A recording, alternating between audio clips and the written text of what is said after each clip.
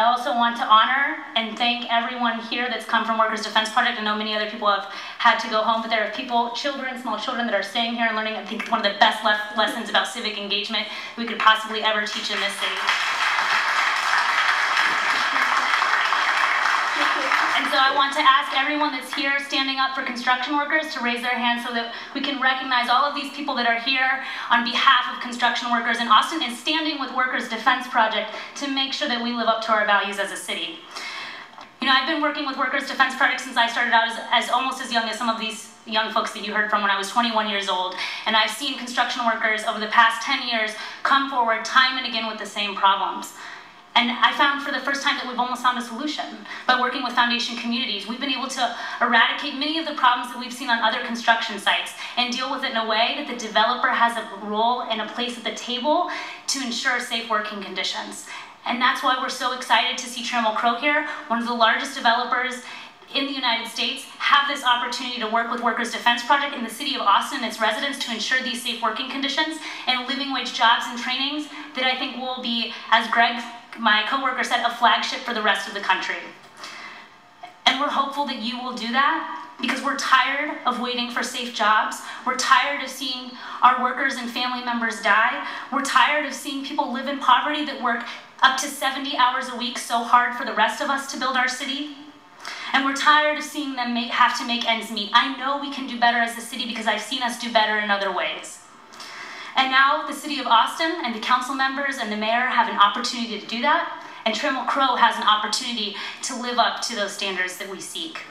And we hope that you will honor your commitment that you made at Austin Interface Candidates Forum to ensure living wage jobs and pathways out of poverty with trainings for workers. We're simply asking for a living wage floor of $12 an hour that you can write in to the agreement with Trammell Crow.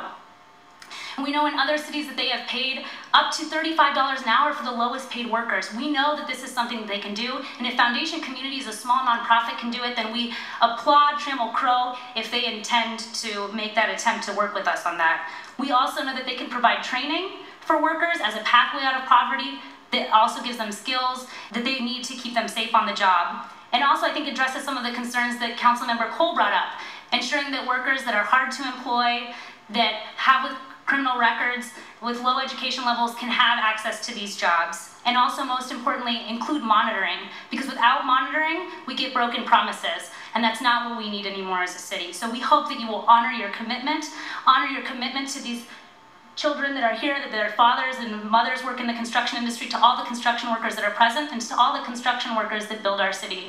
Thank you. My name is Jim Rigby. I'm a minister here in Austin.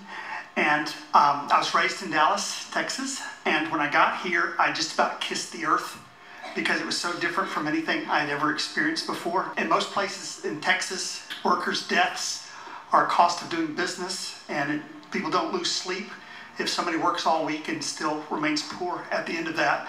But in Austin, it's different. I mean, just being here tonight, we care about trees, we care about pets, and we care about people. But Texas is the most dangerous state for construction workers to work. So to hear people from the industry say that the base is covered is very disconcerting to me. We need to radically change how we do business. If we're the worst in the country at workers' deaths, construction deaths, we need to do better. We need the businesses that work here to do better. You have a long history of living wage, that kind of thing. And I think businesses should be proud to come to Austin and work here. When a business says that we intend to honor the simple things that the Workers' Defense Project is asking, and we really respect that business, but they don't even get the name right, I'm a little disconcerted. And when they say we intend on doing this, but we don't want our hands tied, that bothers me, because that's exactly what it is to live under the law. You say you're going to do something, they tie your hands to make sure that you do it. What the Workers' Defense Project is asking for is a livable wage, which means at the end of the week, you're not poor if you've worked hard, and that you live under safe conditions. When they say things like, we'll meet these standards if it's commercially reasonable, that's not good enough. They're either going to meet the standards or they're not. So what we're asking from you, and I'm speaking for myself and I think for many people of faith, is to do what we know you want to do, and that is to hold the businesses to a standard where human beings and human rights are lifted up. We've heard tears tonight for the trees. We've heard tears for pets.